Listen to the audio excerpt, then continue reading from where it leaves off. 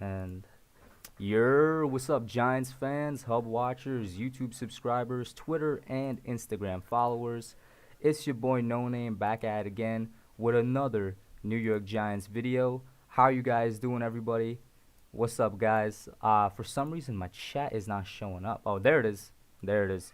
I got Alex Sports in the house, Kid Blue, Chris Sonor, Raphael, Q Dog. Welcome, everybody. Welcome. And today, of course, I got with me, as you could see in the title, the Entertainah Talking Sports. Welcome on, Chris. How you doing, man?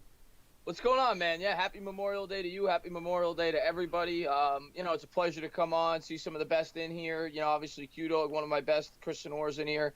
Thank you to everybody for being here. And, just looking forward to hopping on with one of my favorite Giants content creators and talking about some of the hottest topics going on right now during the offseason. Not that there's much to talk about, but we always find stuff to talk about. Exactly, man. And I completely forgot about it. Quarantine got my head in the mix. It is Memorial Day. Happy Memorial Day, guys. Any plans that any of you guys are going through right now? There's probably not that many Memorial Day barbecues going on. I know that for sure. Yeah, yeah. I actually had one yesterday, but in my backyard. I'm not going anywhere else. That's for sure. You don't want to fall into DeAndre Baker going to a party situation. Yeah, that's for sure. Yeah. By the way, guys, can you let me know if you hear the Entertainah just fine? I can adjust his volume up or down. Let me know, because the last time I had a stream like this, Kid Blue's volume was a little too low, and I didn't know until like an hour into the stream. So that was kind of a disaster, low-key. Oh, OGR, thank you so much, man, with the $10 super chat. Happy Memorial Day. Let's get it. Thank you, OGR. If you guys are not subscribed to OGR Sports, go over there and sub him up. Help this guy get to 1,000. One of the best Giants YouTubers out there with strong takes, and I'm sure you're probably already subbed to the Entertainah, but go over there, sub him up, and follow his Twitter. He's trying to get the Twitter up and running. Help him out, guys. I appreciate that. Yeah, and I'm going to get the Instagram going too soon, so I know a lot of people ask me about that, but I know you wanted to talk. I watched your video on Lorenzo Carter, and I'll tell you what, man. I am a big, big fan of Lorenzo Carter this year. I think a lot of people are sleeping on him a little bit. I know last year a lot of people went in with very high expectations on Carter, and he didn't meet those expectations. You heard people saying this guy's going to lead the team in sacks, double-digit sacks, and he had 4.5 sacks. And you can point to a lot of factors as to why that may have been. But when I look at this defense right now, he's one of the first guys that I think of that really, I think, could really gel with what Patrick Graham's going to bring to the New York Giants, because I think he's incredibly versatile, and he has a lot of athletic upside. So I'm a big fan of Carter this year. I think he, out of everyone on this defense, has just as much of a chance to really be that breakout player for the New York Giants. And you brought up a good point, right? A lot of people, the reason they're down on him this year is because they were disappointed by him last year. Well, the first thing I want to ask you is, why do you think people went up with such high expectations for a guy entering his second year? I mean, it's not like he was a first-round player, right, that showed flashes. He was a third-round player that showed flashes. And I think maybe that slipped people's mind. I'm not sure. Why do you think people had such high hopes for him entering the second year? First off, the guy was an athletic freak. I think everybody I don't remember what his 40 time was. It was in the 4.5s, and, the guy's an outside linebacker. People were in love with his athletic ability, and he definitely played strong down the stretch. I remember I think it was the 49er game, his rookie season. He really stood out. And that was with 4 or 5 games to go, whatever it was. He played a lot better over the second half, and I think people got a taste of that. And he was starting to get more snaps, kind of like O'Shane Ximines going into this year. Exactly. And I worry about people falling in that same trap with Ximines, myself included, because I got high hopes for Ximines. But Ximines finished strong last year. He only had 2 sacks going into the last couple of weeks last year, and then I think he got 2.5 sacks or so over the last couple of games. And it was the same thing with Carter. He finished strong. He got more snaps, and people set the bar very high for Carter. And now it seems like everybody's off the train on Carter. Everybody's on the train on Ximines. And I'm saying to myself, I actually think Carter is the type of guy that really is going to fit what Patrick Graham's looking to do. Now, it may not result in a ton of sacks. We have to see how they decide to use him, because I do think he's a guy. He graded out really well in coverage last year. He actually had a PFF grade of over 70, and he was pretty strong in the coverage aspect. So I'm excited to see how the New York Giants implement him into the defense. Are they going to use him somewhat as an inside linebacker? Are they going to use him on the line? Because you notice he played a little bit of D tackle even last year. Yeah. Played up the line of scrimmage, played on the outside. He could do a lot of things. He's one of the most versatile players on this defense. Yeah, great point brought up there with the versatility. And real quick, addressing the chat, TD, thank you. He says we could hear him loud and clear. Chris Sonore's watching the PGA Tour reruns. Did you watch the match yesterday? The golf match between Peyton, Brady, Tiger, and Phil Mickelson? I watched the highlights. I didn't watch it while it was live. I watched the highlights. I watched I watched a snippet of it. I'm not a big golf guy. I don't think that's a secret to anybody, but it was definitely entertaining. They did the best job they could, turning what, in my opinion, golf is kind of a boring sport into something pretty entertaining when you got Brady and Peyton in there trash talking each other. It was very nice to watch. Yeah, I saw Brady ripped his pants. Oh, I didn't even see that. I Yeah. tuned in and he was like, he was talking back to Charles Barkley because Barkley was talking trash about Brady as usual. And Yeah, I wish I got to see it. I was busy. I couldn't. I was my sister's birthday. Otherwise, I would have watched it from start to finish. well, happy belated birthday to your sister, man. We got Mets fam in here. What's up, Nikki? Also, you want to address Mets fam, dear Entertainah? He says, "Say stand up." Stand up, New York Giant fans! Thank you to everybody for being here. Did you guys hear what Nate Burleson has to say? Once again, thank you, OGR, coming in real hot with the super chat, man. Thank you so much. OGR was actually the first person on my channel to ever give me a super chat, so that's something pretty amazing. He said, "Did you guys hear what Nate Burleson have to say?" We could get into that a little bit later, but did you hear what he had to say, Tana? I did, and you know how Fisk Vegas has never shown his face on YouTube? Yeah. I have a feeling that Fisk Vegas is actually Nate Burleson. They don't have the same voice though. They don't have the same they got- voice, but they have the same exact hot take. They got the All right, you gonna need to let me hear this conspiracy theory, man. You got me intrigued. No, there's no conspiracy theory. But Nate Burleson obviously came out and he was super, super positive about the New York Giants, which obviously I love to hear. You know, an optimistic analyst. Most analysts are trashing the Giants. They say they're going to win 2, 3, 4 games. They got no chance. He came out. He said the New York Giants are going to win the division. Mm-hmm. And, he was very optimistic about the team, loves the upside, and he thinks they're going to surprise a lot of people this year. Here's the thing, though, right? I caught the video. I think I saw it on Twitter or something. He didn't even really give an explanation, did he? Maybe I missed it. All I heard was that he said they're gonna win the division, and then I was waiting for an explanation, but there was like a cut or something. Yeah, I don't remember the exact quote, but he went on to say that he likes the new coaching staff. He likes the young talent. He thinks that they'll gel in what they're looking to do. Thinks, Daniel Jones will take a step forward. And maybe that'll happen. I try to have my honest, conservative opinion when it comes to the Giants this year, but you never know. It's football at the end of the day. So I hope he's right and I'm wrong. I completely agree with you. And you guys have seen my schedule prediction video. I firmly believe we can go 7-9. For us to do any better than that, though, a lot of things gonna have to break right. But as you said, it's football. Any given Sunday, who knows what could happen? But I really do think, I don't know, man. I think we're like a year away. You know what I'm saying? I think, let's go in, like I said, with a conservative approach. And if they surprise me and make me look like a fool, that is fantastic. I will. That's my mindset on the New York Giants this year. Yeah, I want them to prove me wrong. I want them to go better than 7-9. Like I think everybody wants to be proven wrong by the Giants this year. To be honest with you. Yeah, and one thing I'll say about the Giants, if you're trying to be a fan and trying to think optimistically, Giants traditionally do best when they're doubted by everybody. So, that is true.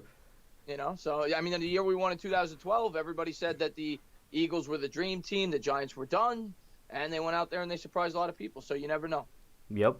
And let's just get back into Lorenzo real quick. So you were saying you're kind of afraid of people falling into the same trap with O'Shane Ximines than they did with Lorenzo Carter, and it is kind of a scary parallel. Well, not scary, but weird in the sense that the reason people got into the trap with Lorenzo is because he played very few snaps on the defense. He actually spent most of his time on special teams versus actually rushing the passer his rookie year. And in those, few chances he got to rush the passer, he got 4 sacks. Ximines, I don't think he spent that much time on special teams, but he spent less time rushing the passer than one would expect, which is kind of the same thing with Carter. And he still got, I'm not sure how many sacks Ximines got. It was around 4 or 5. I could be wrong, but around the same number. 4.5. I think it was right in between. I think it was 4.5. Like 4.5, right? So there's definitely guys out there that and there's no problem with having faith in your guy in O'Shane Ximines, but there's definitely maybe a little falling into that trap again. Yeah, and I'm a big fan of Zimenez. I think Zimenez is going to play really well for the Giants, but I could see the same on, hopefully not. I'm not rooting for this, but I could see the same thing happening this year where everybody's going in with extremely high hopes for Zimenez, and he goes out there and he has 4 or 5 sacks. And plus, we don't know the roles that the New York Giants are going to use for all. They have so many different outside linebackers. Joe Judge has basically said they're planning to get after the quarterback via scheme, not so much individual pass rushers. So to me, it could be they could get 5 or 6 sacks from like 5 different guys. I'm not going into this year thinking we're going to have a guy with 10, 11, 12 sacks. I think it's going to be distributed evenly throughout the roster. I agree with you. I completely think that and I did have a video out on this called "The Patriots Way is now the Giants' Way," at least on defense. And the main thing of that video is that the strength of the defense, in my opinion, is going to be in the secondary, with sacks coming, from the sack by committee approach. And with this Lorenzo Carter thing, one thing you brought up is that you believe he fits this coaching staff really well because of his versatility. You said he was used on the defensive line a little bit as a defensive tackle, and I did see that. Like, I didn't even know that until I went back in and looked at some of this guy's tape. They actually put him up the middle quite a few times, you know what I mean? Because he's a really good run-stuffing linebacker. Yeah, Carter, I remember, because I stream every game, so I got to pay attention very closely. And I remember the last, 2 or 3 weeks where Carter actually started to play really well in terms of getting pressure on the quarterback. He was up at the line of scrimmage. He wasn't even playing the outside linebacker, as much as he was. They were using him as an interior defensive lineman in a lot of packages. So I think the Giants are going to get creative with him this year. And he's one of the 2, 3, 4 players on this defense that I think, if I'm Joe Judge and Patrick Graham, he's one of the guys I'm most excited about. And the other thing I want to point out, Kevin Sherr coached him at Georgia. And you go back and you read some of the things Sherr said about him when he went to Georgia. He was in love with this kid. Coming into college, he said he was going to be one of the best players ever to come out of the university. So I think the Giants are going to like Lorenzo Carter a lot. He's one of the players I'm most excited about this year. Sherr was, and I said this might be a hot take, but in my opinion, Sherr was the guy that basically got Carter drafted. Carter's best season in college was his last 2 at Georgia, the 2017 and the 2017-2018 season, basically. And I think that was the last year that Sherr was the outside linebackers coach. He's basically the reason Carter was being noticed by these teams. And I firmly believe that having him on the roster or on the coaching staff, even though he's the inside linebackers coach, of course, the dude's going to be talking with our outside linebackers coach and telling him, hey, man, listen, when I coached this dude at Georgia, this is what he did. This is what he did wrong. You know what I'm saying? This is what made him tick. You should probably try out Diesels and whatnot. It's an amazing thing that we have him on the coaching staff right now. Yeah, and I'll tell you what, man, I really do think, and maybe I'm wrong, when you look at the inside linebacker depth on this team, we don't know what we have in Conley yet. I know Giants fans are ecstatic about him, and I know he played fairly well in the 3 games or so before the injury, but we don't know what we have in him yet. David Mayo and Blake Martinez, to me, are so similar. I don't really see them both being on the field at once that often. I can see a lot of packages this year where they do play Lorenzo Carter at that inside linebacker spot, which is where Sherr is coaching. I really can. And they may use, blitzes up the middle, drop him back in coverage to guard the linebacker. He's definitely athletic enough to do it. I think they're going to get creative with him. And fans may not see gaudy sack numbers. He may only have 4 or 5 sacks because of the way he's implemented. But I think he's one of the toys on this defense that Patrick Graham's really going to like. I completely agree with you. That was the next point I was going to bring up. We're going to get into it just now. Getting to the chat, we got Levi Elfasi. I might be mispronouncing that, saying hi. What's up, man? Got TSVI. I still don't know how to pronounce your YouTube name, bro, but great support of mine. Always commenting on all my videos. Alex Sports. I think the coaching staff news to develop Carter into something. Basically, the message, he thinks the coaching staff is going to do something with Carter. Tony B saying, what's poppin', fellas? Stand up, New York. What's some of our best in here, man. What's up, Tony? What's up? Yep. I call him Miss Rahi. I think that's how you say it. Miss Rahi. Thank you to everybody for being here. He says, have feeling Carter, X-Men will step up. A lot will be because of the big 3 defensive tackles and Martinez. Is that except or especially? Martinez to be a huge leader on this defense. Okay, expect. We could get into that a little bit, but you brought a great point saying that Carter's going to be using different packages. Because one of the things I brought up in my Lorenzo Carter video was that I think he's going to be working with all of the coaches on the defense. He's going to be working with the D-line coach and Sean Spence because of the fact that they used him as a run-stuffing defensive tackle at times. He's going to be working with his old coach, Kevin Sherr, just because it's his old coach. That guy got the best out of him, but also because when he was in coverage last year, whether it was by design or, he just happened to be in coverage, he did a pretty good job for an outside linebacker. And obviously, he's going to be working with Brett Bielema, the outside linebacker coach. I think we're going to be seeing him at outside linebacker, inside linebacker, and defensive line, whether it's the 5 technique or 3 technique this year. And that's something to be excited about. It's just, he has so much potential. I just don't know if as much as I am excited about this coaching staff, if they can actually tap into that potential, Well, yeah, we're going to have to wait and see how that plays out. And you bring up Bielema. Bielema's another coach, even though he seemed as if he didn't really want to be here. Yeah. He was looking for so many other different coaching opportunities. But he's one of the coaches on the staff that I'm really excited about because, Bielema's got tons of experience. I mean, this guy was a very successful collegiate head coach at Wisconsin, as well as Arkansas. Didn't have as much success there, but it was kind of a really it was a bad program, in comparison to the rest of the league in the SEC. So he has success at the college ranks. He's also coached at New England for a couple of years with Judge, so there's familiarity there. But you go back and look at Wisconsin, J.J. Watt, I'm pretty sure, if I'm not mistaken, was a walk-on there. Yeah. And J.J. Watt ended up being probably the best edge rusher in modern day, in this era of pro football before he went down. So there's a guy that he coached that is probably the best edge rusher in football when he's healthy. And there's just another guy that's going to be coaching the outside linebackers that has a lot of experience that I think guys like O'Shane Ximenez and Lorenzo Carter could really benefit from. And the Brett Bielema, I think, most recently coached with the Pats as their D-line coach, and we all know probably the second strongest thing on the Pats defense, because their strongest is their secondary, is their defensive line.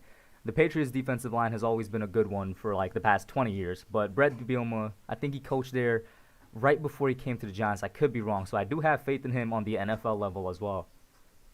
Yeah, I like Bielema. I like this entire coaching staff. I like Henderson. Not a lot of people talk about him. I like the Giants' whole coaching staff. I really do. I'm a little questionable about Graham just because he doesn't really have results as a defensive coordinator, but I always point to the fact that, well, Miami didn't have any talent there. So you kind of got to give him – you look at the talent on that defense last year compared to the Giants, and I know the Giants didn't have a good defense last year, but we've got talented football players. Miami had guys that were barely in the NFL. Miami was supposed to win 0 games. Yeah, we've got former first-round picks on this team that I think, a guy like Peppers, for example. There's another guy that we haven't talked about. Mm-hmm. You want to talk about a guy that's incredibly versatile and a guy that you could really move around in this defense who has a lot of upside if you could use him in the proper fashion. That's Peppers. And I'm a big fan of him as well in this defense.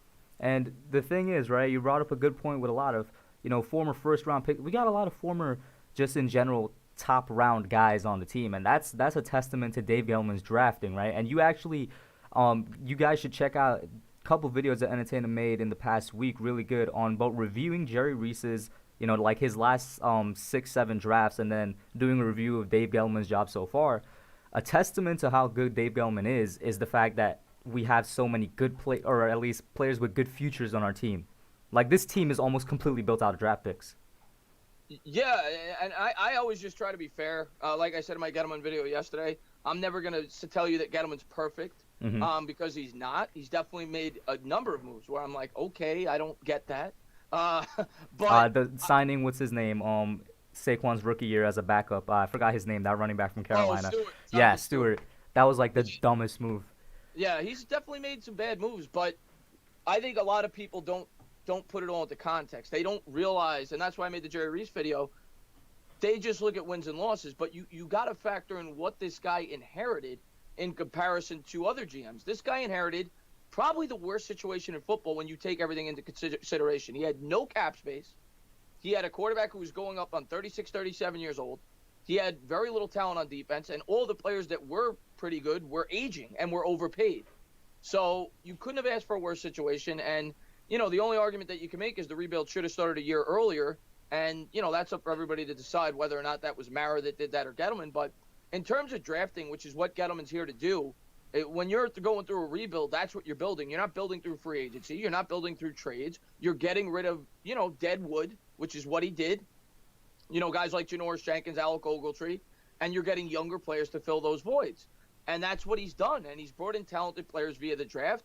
Maybe you could argue that you didn't agree with this pick here, this pick there. But regardless, I don't think anybody could argue that he's brought in guys that are going to be talented football players in the NFL.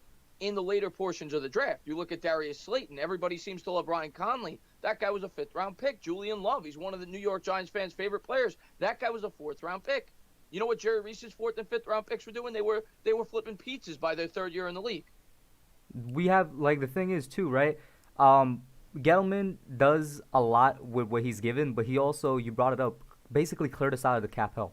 That's something that's not talked about enough. We are no longer in that hellish cap situation that we were just a couple months ago, and I am so thankful for that.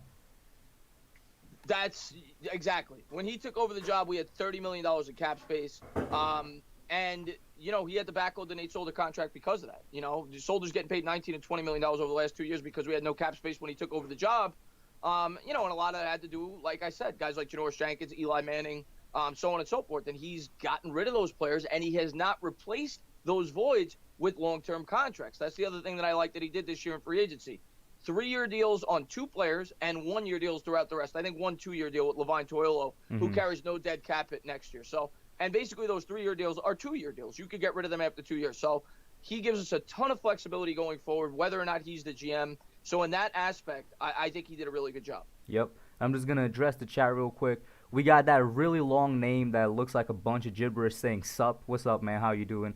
Andy Garcia saying BJ Hill is going to be really good next year. We are going to get to BJ Hill eventually. And a couple guys in the chat, both AV Sports, Mizrahi and somebody else up, I can't scroll up right now, that said Leo Williams is going to be a big X factor on this defense this coming year. Real quick, what do you think about that?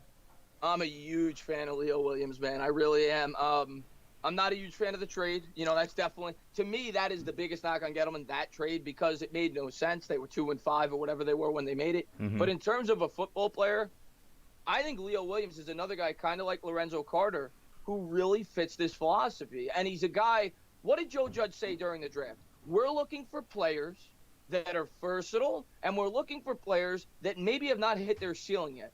Guys that we could coach up and get the most out of. Well, guys like Lorenzo Carter and Leonard Williams definitely have not hit their ceiling yet. Lorenzo Carter was drafted off athletic potential, and Leonard Williams was thought to be the best player in his draft. So Leonard Williams, to me, is incredibly versatile. You can line him up on the inside. He could play both the end in a 3-4 and 4-3 alignment. I think that he'll have a lot of different looks with the New York Giants. And Leonard Williams, you saw the impact he had on this defense when he got here. So I'm a big fan of Leo. I think he's going to do very well for the Giants this year. I like Leo. I agree with you. Obviously, I'm not a fan of the trade, but a fan of Leo I am, because one stat that I continuously bring up is when he was on the field for us last year, he got double-teamed like 64% of the time, which allowed everybody else to do well. Now, of course, they didn't do too well because the Giants' defense in general was bad, but the fact that he's taken up so much attention can only do good things for your team. And I'm hoping we have a good amount of like snaps next year that are played in sort of a 4-3 type of defense, because I think Leo is going to be best used as a pass rusher on the edge, which in that case it has to be a 4-3 setup. But he definitely could be useful in the 3-4 as well and that 5 technique. But I want them to have a couple of snaps or a good amount of snaps in that 4-3 defense base. How many do you think we're actually going to do that way? Because Graham said it's going to be fluid. It's going to be 3-4. It's going to be 4-3. It's going to be whatever's needed. Yeah, well, yeah, like you said, I think it's going to be based on that week's opponent, you know, what they think is the best alignment that they should have. But the one thing I will say, I don't remember the exact numbers, but I know for Patrick Graham and the Dolphins-led defense last year, they were lined up in the 3-4 alignment 33% of the time. I don't remember what it was. Wow. I don't remember what it was for Betcher, but it was almost double for the Dolphins. Yeah, that 33% of the time. Yeah. I'll tell you what, that's not the number I expected. But let's get into the next one, right? So it's already been brought up in the chat. Somebody was talking about BJ Hill, and I got 2 players up here. We'll get to both of them. But these are 2 guys, right? Especially BJ Hill, that I have no idea what's going to happen with him. We haven't really seen BJ Hill since his rookie year. What's going on here? What do you think? What's the deal with BJ Hill? Is he going to be on the team in the long run? I mean, of course, the guy we just talked about, Leonard Williams, is essentially who came on and replaced him. What's happening with BJ Hill, Chris? BJ Hill, another guy that I think, kind of like we said with Carter, who a lot of Giants fans had really high expectations going into last year, had 5.5 sacks, which I'm pretty sure tied or was the rookie record for New York. It is the rookie record. Yeah, it is the rookie record. And he, you know, he definitely showed the ability to be a versatile, you know, interior and a guy that you could play on the end in a 3-4 alignment and a good football player. But the problem there is when you bring in Leonard Williams, it kind of cut his snap count in like a half or even a third, and you drafted Dexter Lawrence on top of it. So I just think it's going to be hard for B.J. Hill to see the field. He may play in some 4-3 when where you have two defensive tackles. I could see him getting in that aspect. I just don't see him seeing the field enough. Now, if the Giants plan on trading Dalvin Tomlinson or letting Dalvin Tomlinson walk or not bringing back Leonard Williams, well, that's when the depth comes into play. And maybe year 3, B.J. Hill gets that expanded role. But for this year's team, I don't expect to see B.J. Hill on the field much more than we saw the second half of last year. We just have too much talent at that position. And that's the thing, right? I don't think anybody wants Dalvin Tomlinson to be traded. I want him to stay on the team. Probably my favorite Jerry Reese pick that's still on the team. It's definitely a tie between him and Shepard. But Tomlinson, and you say it all the time, he's probably the most underappreciated Giant on the defense, or maybe the entire team. I want him to stay there. Obviously, I don't want to get rid of Dexter Lawrence. If there's one guy I would be willing to give up, even though I think he has a lot of potential, it would be Leo Williams. And maybe this might not be smart because I'm being a complete homer now. I want to keep the guys that we drafted. I want to keep the guys that, our front office basically said, hey, look, we think we see something in him. And I agree with you. I just don't see B.J. Hill getting that much playing time, and that does nothing but stunt his growth. But at the same time, it's not like he could beat out any of our 3 starting guys right now. Yeah, and they also, I can't remember the guy's name. Austin Johnson, is it? Austin Johnson from Tennessee. Yeah, they also added him. He's another defensive tackle who played with Sean Spencer, who maybe they may have high hopes for, too, that may compete for that role, may even cut into B.J. Hill's snap even more. So we'll have to wait and see how that plays out. In terms of trading, I completely agree. I think Dalvin Tomlinson was one of my favorite players on last year's defense. But I do think he's also our most tradable asset. So I've said I could see them trading him due to the fact that we have so much talent there. I think it's going to come down to Leonard Williams. I think it's going to come down to whether or not they think Leonard Williams are in the long-term plans of this football team. And if he is, then I do think that there's a good chance they would trade Dalvin Tomlinson. But if he's not, then I think they'll probably keep Tomlinson. So that'll be the big question this year in the 2021 offseason. And we got Giants Alliance in the chat. He's a new channel, guys. Make sure you go check him out. I was actually on his channel. Well, I'm not sure when he put up the video, but we recorded a video a couple of days ago. New Giants channel. Go check him out. Mizrahi says, though the draft is the best way, Gettleman's not looking for 1 year. He's building a young team to play good football for a decade. He's also done a great job with the cap. We're set up. And this was something that came up in the roundtable, which I know the viewers here enjoyed. I enjoyed it as well.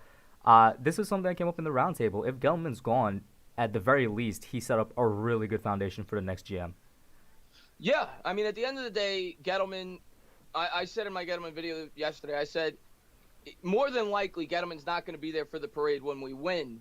But I think if we do have a parade, in 4 or 5 years, I think fans that at least think from it the right way and have a good perspective on the way the Giants are built, during that parade will say to themselves, well, you know what? Maybe I was a little hard on Gettleman. Maybe Gettleman had a lot to do with this. Because at the end of the day, if our offensive line progresses and Andrew Thomas plays great, Daniel Jones, Saquon Barkley, that's what his legacy is going to be built on. He may not get the parade, but he may have a lot to do with some of those championships, that the way that he's constructed this team, and it's going to come down to those players. His legacy will always be tied to Daniel Jones, Saquon Barkley, Andrew Thomas, and, Jabril Pepper, some of these young defensive players he's brought in.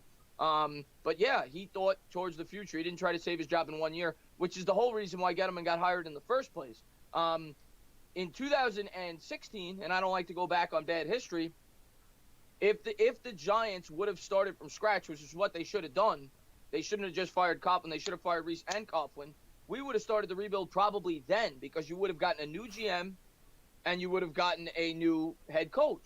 And we probably would have started the rebuild then. So the whole reason why Gettleman even got this job, in my opinion, was the fact that they kept Reese on, and Reese tried to save his job, which most GMs would have tried to do in 2016. He knew they were coming off a horrible year. He spent all that money, saved his job for 1 year, and then in 2017, it came out from underneath him. But because of that, Gettleman got the job, and then Gettleman was kind of presented with the same scenario this year, where he could have tried to save his job for the future. Because if they went out there and they spent all this money, these long-term contracts, these 5-year deals on guys like Byron Jones and whoever else it may be, spent 3 5-year deals, Gettleman probably saves his job, but he hurts the long-term future of this football team. So he may have hurt his probability of being the GM for the next season, but he definitely helped his legacy, I think, and the long-term growth of this team.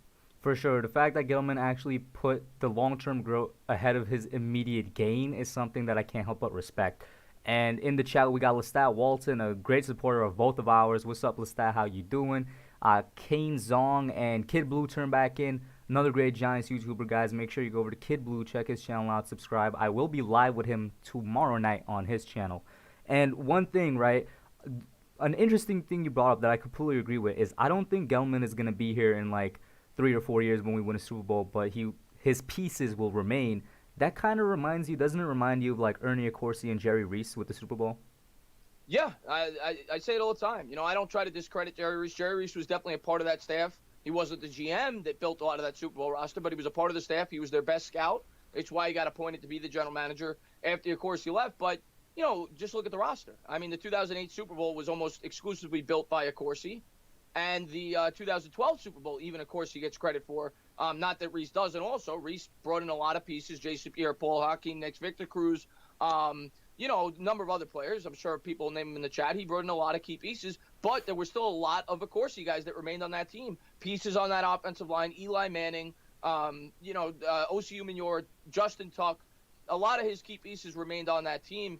And I still think Giants fans, even though he may not have been the GM for those 2 Super Bowls, still look back at it and say, well, it was his base. It was basically his base. It was his base. And, of course, he was the guy that got us Eli Manning. It wasn't Reese. Of course, so, yeah, I do think Gettleman, if we end up winning a couple of Super Bowls like we did with Eli Manning, with Daniel Jones, people will look at it and say, well, Gettleman's not the guy that got the credit, but he's the guy that deserves a lot of it. I'll tell you what, it's a strong parallel. Another like one of these weird parallels where it's like the offensive line now is basically Dave Gettleman's. Like he built that offensive line, and I hope it would work out. I believe it will. The quarterback, just like Eli was Accorsi's quarterback, Jones is Gettleman's quarterback. For the most part, the position players, you know, Saquon, Slayton, it's kind of a weirdly scary parallel that I think is gonna come true just because of the way ownership is kind of working out right now. I don't know. That's just what I think. Yeah, I mean, I'm a big fan of the way they're building this team. I just continue to express, be patient. You know, we gotta continue to be patient and let them see through the rebuild. And that's the only thing I worry about, because I can see them moving on from Gettleman. It's obvious the owners made it, abundantly clear. If this team goes out there and has a bad year, he said without saying there's going to be changes. Well, the only changes they're going to have is Dave Gettleman. They have a completely new coaching staff. You're not going to overhaul a coaching staff in 1 year. So if they win 4 or 5 games, Gettleman probably moves on. And if that happens, okay, I understand it. Whatever. You know, I mean, you know, I don't like a lot of change. But if that happens, you better make sure you bring in a general manager that doesn't want to completely overhaul this roster. Because a lot of these guys, certain general managers may not have as their vision. Daniel Jones might not be the type of quarterback that the new GM wants. Dexter Lawrence, the D tackles that he's brought in may not fit the philosophy of the new general manager. So that is why I'm always outspoken about sustainability, because sometimes the grass is not always as greener as people may think. And I agree with you, right? But here's the thing I do disagree with. I don't understand if they let go of Gettleman. I don't see the reason to do it. Like, I know there's a chance they could. I just don't see a reason to do it. He's been a good GM. We talk about it all the time. Yes, he's not great in free agency, but as you've pointed out many times, his first 2 seasons with free agency, he didn't exactly have money to spend. This season was his first real one. We'll see how it plays out. I don't see why you would let go of Gettleman, even though I know it's probably on the horizon. I think it would be a stupid decision by ownership. Yeah, I mean, you want my honest, but this is my conspiracy theory. Mm-hmm. I think ownership knows that, and I hate to say this as a Giants fan because I never got that opinion of ownership in the past. I think in recent years, I think ownership has been influenced by the fan base.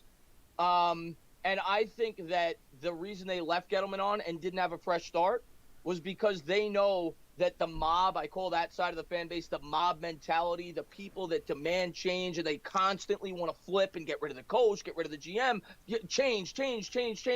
I think that the ownership, a big reason why they left Gettleman on is because they know if they win 4 or 5 games this year, the attention will not be drawn to Joe Judge and the coaching staff. Gettleman will take the full blame, and they'll have another year to, bring in a new GM and give Judge that 1-year cushion. That's my conspiracy theory. It's not even a conspiracy theory because that's something I completely agree with. I am wholeheartedly convinced that, and it's not just the Giants. The NFL teams in general, the past couple of years, have been more dependent on their fan bases and thus have been a lot more, I guess, lenient towards the radical sides of the fan bases, like you said, the mob mentality sides. For sure, I think the reason they've kept them on, or the reason they're dealing in the way they're dealing, is because that side of the fan base, it flips like a coin. They kept them on because they didn't want a bad reaction, because everybody was kind of saying, give him one more year, and then they're going to flip him or they're going to get rid of him once that side flips and says, oh, we won like 3 games, get rid of Gettleman. I agree with you. I don't even think it's a conspiracy theory, and I think other teams are kind of in that same boat as well right now. Yeah, I think that is why the Giants left him on, because they had every opportunity if they wanted to move on from Gettleman to do it. And even I, who am a strong – I believe in stability, and I like some of the things Gettleman's done. But even I said in my videos, when they moved on from Shermer, I said I wouldn't even speak out against if they moved on from Gettleman, just for the simple reason that you want a fresh start kind of when you bring in a new coach and you bring a new GM in with them. So I would not have been against that had they decided to do that. But now I think I would be against it, because now you're bringing in a GM with more players that Dave Gettleman has brought onto this team. I don't like that. I don't like constant change. I like a fresh start. If you're going to do it, you had the opportunity to do it. You didn't do it. You have to see the rebuild through. Exactly. And to get back on to the BJ Hill topic, we got Royal Money Entertainment. Royal Money, that's an interesting name. Says, get rid of BJ Hill. I don't think we should get rid of him, right? But at the same time, it's like, he's a talent that's, I think, starting worthy, maybe like on the low-end starter, definitely high-end backup just because he hasn't developed properly, but I don't know if we should get rid of him. And on the Dalvin Tomlinson thing, I agree with you when you said he's probably the biggest candidate for somebody we're going to trade just because he's the least versatile out of all of them. And I love Tomlinson. I can say it a million times. He's my favorite Jerry Reese pick. I absolutely love him. He's the most underappreciated player on the team, but he is at heart a pure nose tackle. He's definitely the least versatile out of those guys, in that part of the locker room. Yeah, and he's due to make money. Mm-hmm. And if the Giants don't plan on paying him, I think they'll trade him. There's no reason to trade B.J. Hill. B.J. Hill's on the 3rd year. Well, he'll be a free agent after next year. But what value does he have? What are you going to get for B.J. Hill? Who's looking to get B.J. Hill? Like, I don't think there's any team out there. That's what I always say. Like, a lot of fans will say, trade this guy, trade that guy, trade Nate Solder, blah, blah, blah, blah, blah. You aren't trading those guys. When you're making a trade, you're trading a player that someone wants. You got to find a dance partner. Yeah, exactly. And that's why I always say Dalvin Tomlinson. As much as I like him, he's a player at a position where we have a lot of depth, where he's due to make a lot of money after this year if he plays well. And if he's not in the long-term plans, he's the guy to me that makes sense to trade if you're going to trade a player. A guy like B.J. Hill, you're not going to get anything. Exactly. And real quick, completely off topic, you see what I just added there? Is that better, or should I put it back to how it was? Anybody watching? That looks beautiful. B.J. Hill, I like it. No, I'm talking about behind the chat. That blue thingy. What do you guys think? Oh. Should I keep it, or should I get rid of it? And what's going on, Dylan? Dylan, I like the new profile picture. My hair did not look that good today, but that's okay. I'll make sure it looks better next time. I got to get a haircut. You got to, I'm sorry to say this, man. You got to continue wearing your hat, bro. I'm sorry. The hat has become part of your hair now. That's just how it is. I try to mix it up. I try to keep the audience surprised sometimes and not wear the hat. I think that might have been a surprise we didn't want to see. Oh, man. What happened to the moss, man? I haven't been able to get a haircut in like 3 months. Oh, that's true. That's true. I got and you guys saw it on the round table. I got my homemade haircut. My hair hasn't grown since, and I don't know why. I'm being completely honest. It's been like a month, and my hair hasn't grown an inch since I got that haircut. It's like black magic or something. Yeah, the hat. Yeah, I'm gonna keep the hat on for now. We'll get a haircut once things open up, but I'm gonna keep the hat on for now. The hair's getting out of control. All right, yeah. So let's talk about the next guy in the picture there, Sterling Shepard. Now, Shepard is not on the same boat as Hill. Like, in terms of, we know for sure Shepard's going to start. He's probably going to be our starting slot receiver next year. Definitely between him and Golden Tate. But what do you see for the future of Sterling Shepard? And obviously this comes up because of his concussion issues. Yeah, Sterling Shepard, to me, when he's on the field, is a very good wide receiver. But the question with Shepard is always going to be his health. Can the guy stay healthy? can the guy avoid concussions? That's what I worry about with Sterling Shepard.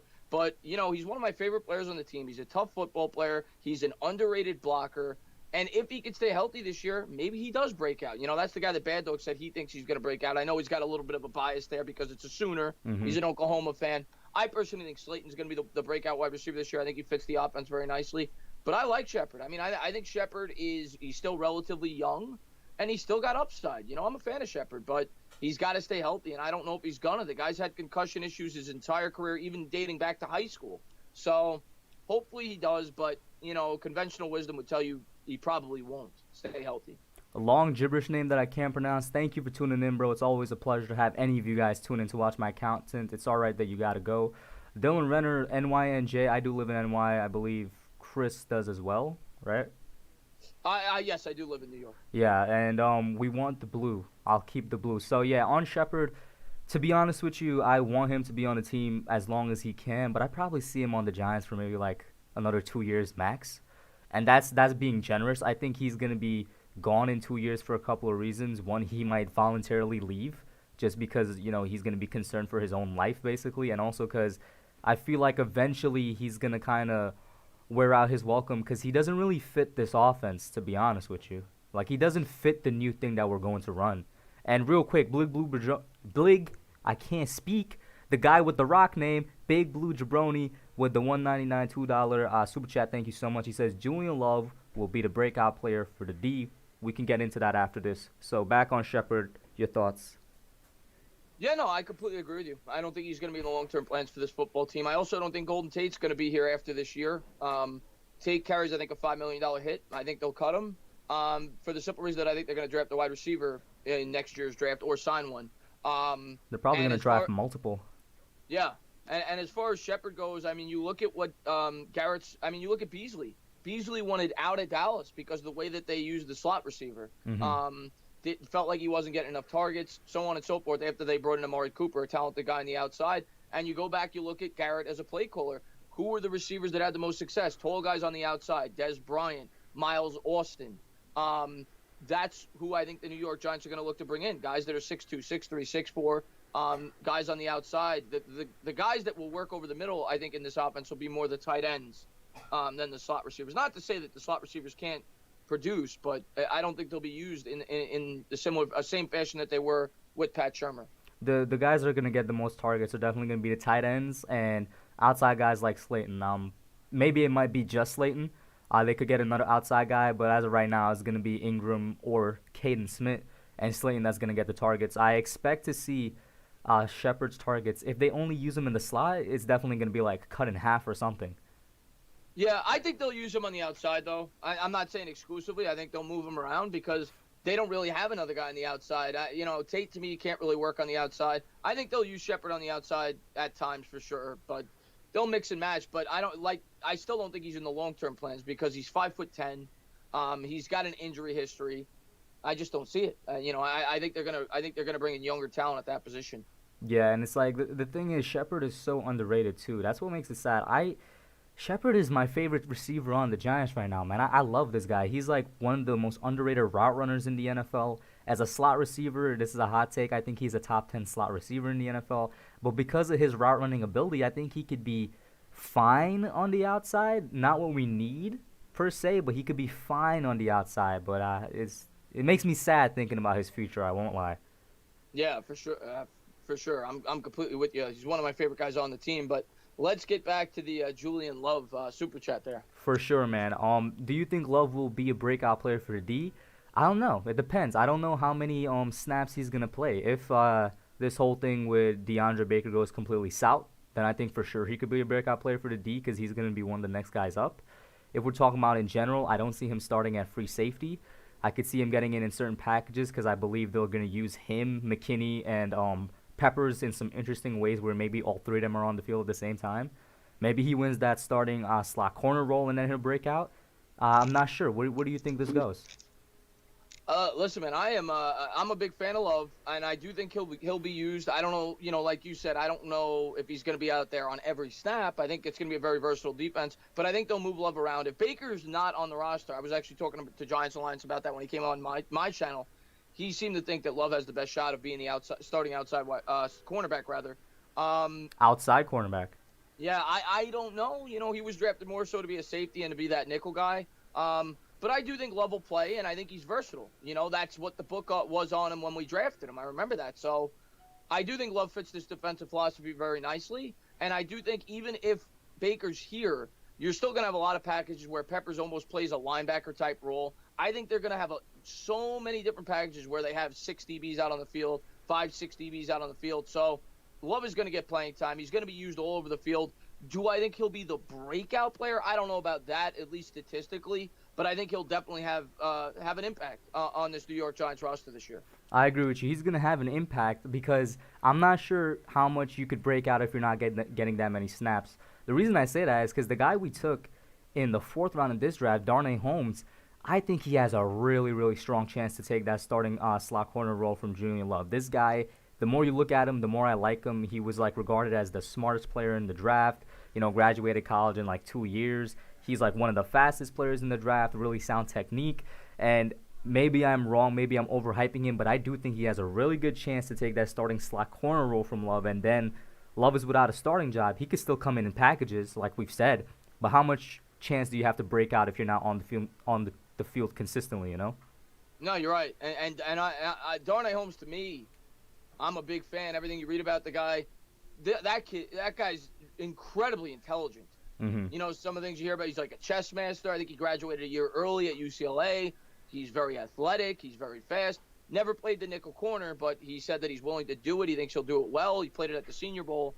I agree with you. I think there's a good chance Darnay Holmes takes that spot right out of the gate. And if not, I think he will at some point this year. I think Darnay Holmes is going to have a big impact for the New York Giants this year. Exactly. And getting back to chat, somebody here says that Ligma is the one. He says, remember, if you sub to the hub, you will become trash at Madden. Listen, Ligma, I might not be the best at Madden, bro, but I'll still beat you, and I'll take down Kid Blue, too. We're going to have our match eventually, man. Royal Money says, we're only one receiver away from going 0-16. We have no edge rusher. We have no wide receiver on the opposite side of Slade, and I'm guessing he means one receiver injury away from going 0-16. Listen, we're not going 0-16 no matter what. Okay, we have 2 wins against the Redskins every year. We could be the worst team in the NFL and we'll still win 2 games against the Redskins. You guys need to realize that is the 11th commandment. The Giants shall always beat the Redskins. It's just a fact. It's not an opinion. It's a fact. But I will say we're one receiver injury away from maybe going 4-12 again. Our receiving core, I like it, but it is iffy with the injuries. It's incredibly thin. Make no mistake about that. The wide receiver core for the New York Giants is incredibly thin. Corey Coleman's your 4th guy. And, I mean, what do you have, 60 yards with the Giants 2 years ago in the 8 games he played? So we don't have a lot of dependability outside of the first 3 guys. I completely agree with that. I think that's definitely a fair thing to bring up. And, maybe the Giants, if we do have an injury, we pick up somebody in free agency midseason, whatever it may be, if we're still in contention. But, yeah, that is one of the thinnest areas on the New York Giants roster in terms of depth for sure. And we got a $2 super chat from Ligma. He says, it makes me sad to think that half of New York Giants fans are Xbox. Listen, man, hop on over to the Xbox side, bro. It's fun. I'll play you in Madden. You've been talking some heat lately, Ligma. I'll get you over there in Madden, man. Do you play any Madden, Chris? Very little. I got to get that content up, though. Everybody's asking me to do the rebuild thing with what Dangle does. Mm-hmm. I might do a couple of those videos. Maybe do a very occasional stream. I'm not good at Madden at all, but I might do the rebuild thing. I got to look more into that, but yeah, I might do that. Yeah, I'm not good at Madden, but I'm not terrible at it. I actually started the rebuild thing. I think it was yesterday or a couple days ago. It was on stream. I might do another stream soon, depending on how these guys here in the chat respond to it.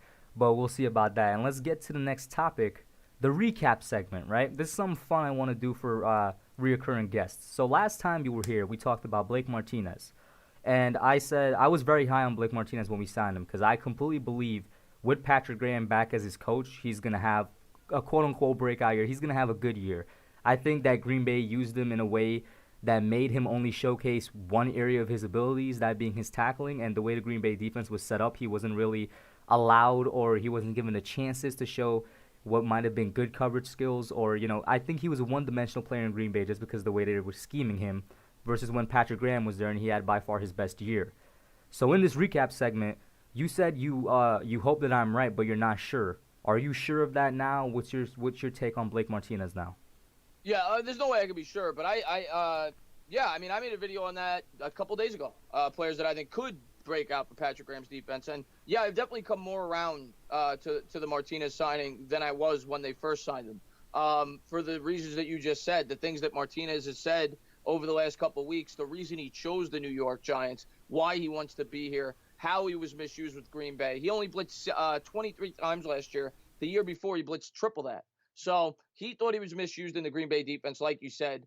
Kind of was playing like he was on his heels. Didn't know how he wanted to be used in the defense because they went out there. They added Darius and Preston Smith, and I think the Packers kind of completely changed their defensive philosophy at the linebacker position, and maybe it didn't fit Blake Martinez's skill set. So I'm definitely optimistic that I think Martinez could at least be an adequate average linebacker for the New York Giants, and the fact that he's got a history with Patrick Graham obviously wanted to bring him here. I'm sure he had a say in that. I'm pretty sure So, Graham was probably the biggest voice in the room saying get Martinez. yeah, same with Kyler Fackrell. So I do like Martinez. Do I think he's going to be a superstar? No, but do I think he could be a guy that is a solid middle linebacker for the Giants? Yes, and that's saying a lot because we have not had that in a very long time at that position. Yeah, and one thing I brought up when like way back when we signed him is that our last good middle linebacker in Antonio Pierce, he was, and listen, I might get a little hate for this from Giants fans. He was never an elite middle linebacker. He was a good middle linebacker, and that was what the Giants defense needed. We didn't need an elite middle linebacker at the time. We just needed somebody that was good, that was a good field general, and that could handle the field. I think Martinez could be a good middle linebacker. He doesn't necessarily have to be elite. What do you think about that? Yeah, and the other thing I agree with that, and the other thing I'll point out about Martinez is he's intelligent, and that's another thing Joe Judge looks for. He went to Stanford. A lot of things you read about him, they say he's very good in terms of deciphering the offense pre-snap, things like that, and that's as important as anything when it comes to a middle linebacker position. So he'll bring that intelligence factor as well, that almost that captain of the defense, the Mike of the defense. So I think he'll bring that aspect as well. Yep, and we got a very interesting question in chat from New York Mets, New York Giants. I know you probably like that guy for his teams. How do you think Ballantyne will be used? I think he's going to be a special teamer just because of the amount of depth we have at the cornerback position. Not sure if he's going to see much of the field, but I think definitely as a special teamer is where Ballantyne's going to be used. Yeah, I agree. I mean, Ballantyne to me at this point is a depth player. He's a guy with some upside. The reason the Giants drafted him is because he's a very good athlete. Went to a small school, got an opportunity last year because of how thin we were in that secondary, and some of the injuries that we had. But he got exposed last year. We played him all over. We played him on the outside. We played him in the slot. Didn't really play well. Now I know he's a rookie. He probably wasn't ready to be thrown into the fire like that. And maybe he does have a bit of a future. But when you look at some of the other guys we brought in on the secondary, I don't really see him getting much playing time.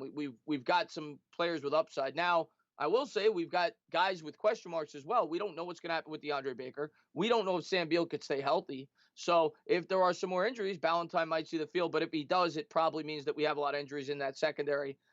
If we're at full strength, I expect Ballantyne, like you said, to be maybe a contributor on special teams more so than anything else. And that's another thing. I know we've probably beaten this topic to death. I haven't addressed it on my channel in a couple of days just because I feel like it's been addressed enough. But since we're on the cornerback topic, what do you think is going to happen with DeAndre Baker? As of right now, I want to believe he's innocent just because there's a lot of facts that point that way. But what do you think? You know what? I don't know. Again, I've tried to be because people criticize you when you get into anything semi-political on YouTube. So I try to stay away from that. I try to be optimistic on my channel, everything else, but I've covered it because it's something you got to cover. It's the biggest story going on right now with the New York Giants, and I would be not doing, what my channel's about if I wasn't covering it. I cover New York Giants news, and I try to stay out of it. I don't want to give my full opinion until all the details come out in terms of whether he's innocent or guilty. The one thing I'll say is this: I definitely have a definitive opinion that I think he's going to get off. I don't know if he's fully innocent, but at the end of the day, everything I'm reading, they don't have near enough proof to convict him of this. There's all the witnesses supposedly changed sides. There's no video evidence. Now, some people may question, well, did they get bribed? And we're never going to know that. But at the end of the day, you're innocent until proven guilty. And if they can't prove he's guilty, even if he may be somewhat guilty in this aspect, which we don't know, if they can't prove it, he's going to be ruled innocent. So I think he's going to be ruled innocent or not guilty. He's going to get acquitted of the charges, and hopefully he is innocent. I'm never root for anybody to be doing anything harmful or anything like that. And if he does get acquitted of the charges, then the question becomes, do the Giants keep him around? And I'm leaning that they will, because if the Giants let Baker go, first off, they just drafted him last year. He was a first-round pick. They traded up for him. I think they would have to take that $7 million hit. And maybe they wouldn't worry about that because it's more about the image of the team. But he's still a guy with a lot of talent, a guy that fits this defensive philosophy. And I think the Giants would get absolutely destroyed by the media if they were to let DeAndre Baker go if he was ruled innocent. So I think he'll be with the Giants this year if he's not guilty. For sure, the media is gonna like castrate them if they let him go. I mean, I would probably do. I'll admit, maybe I will, have a little mini rant on the Giants if this guy is ruled innocent, or I should say not guilty. That's probably the best word we could use right now, because you're right. He's probably gonna be ruled not guilty, but nobody will ever know for sure if he actually did it or didn't do it. But if he's ruled not guilty and the Giants let him go, then media is gonna have a field day, and maybe rightfully so in some senses, because you essentially he's a young dude, right? He's grown. He made his own decision for sure, but he's a young dude and he has essentially the rest of his life and career ahead of him. Why not keep him on? And this far into the process, with what the Giants have done by saying or telling him, listen, man, take some time off. Don't come into the virtual meetings right now. Take some time off. Focus on the legal stuff. Get that all focused through. I think if the Giants were going to cut him, they would have already done it. Yeah, probably. But one thing I'll say about DeAndre Baker, and I agree with what you said, what Joe Judge said, clean slate, everything else, especially after what you heard. And let's take this aside. Let's not even factor this in. Because if he's innocent, if you're being ruled not guilty, you wipe your hands clean, whatever. But this is a guy who had a reputation before we drafted him as having red flags. Not so much off the field, but in terms of his dedication in practice, things like that. Last year, falling asleep in meetings, comes out to the press, says he doesn't know the playbook.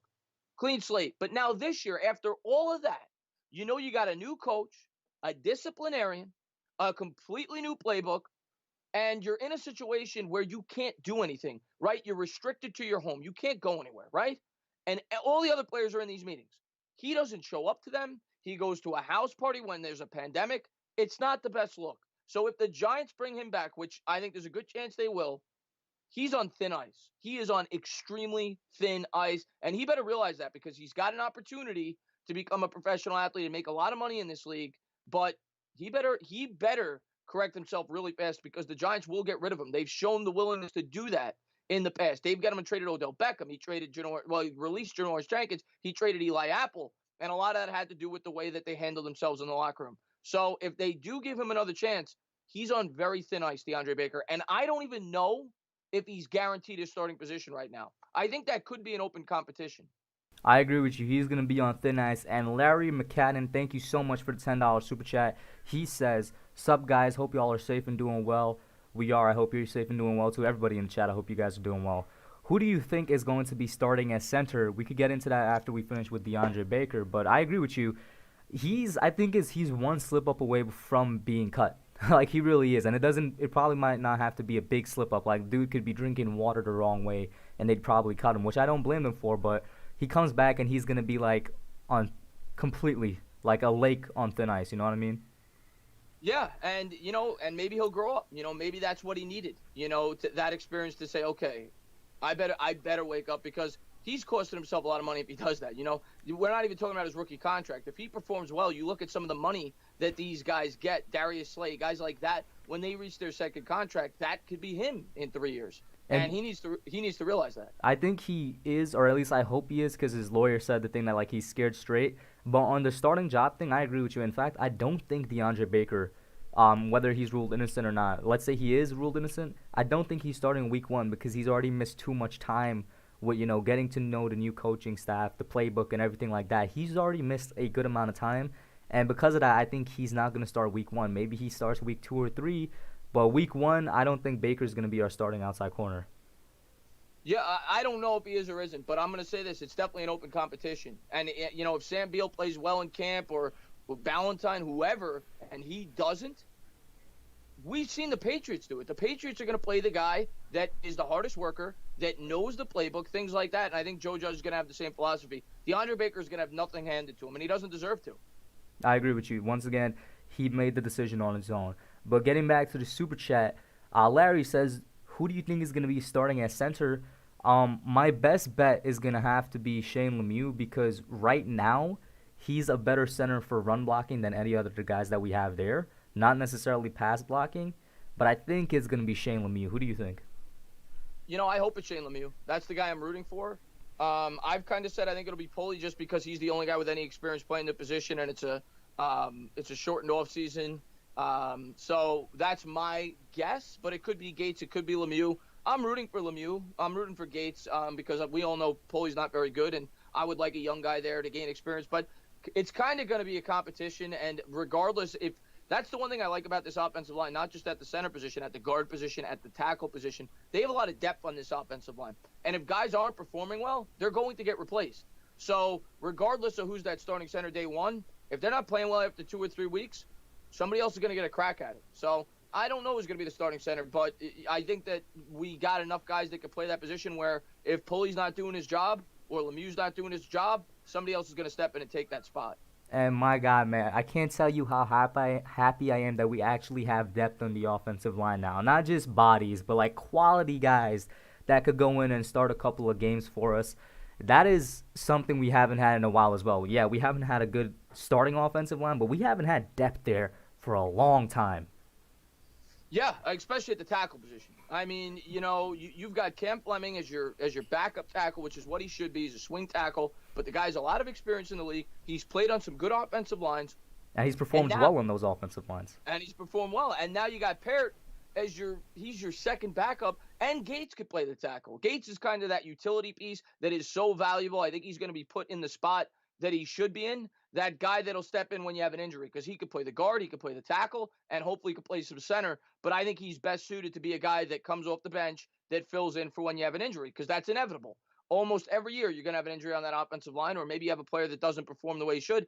The offensive line is definitely improved. I don't know if it's going to be above league average this year, but it's definitely trending in the right way to where I think they will be well above league average within a couple of years.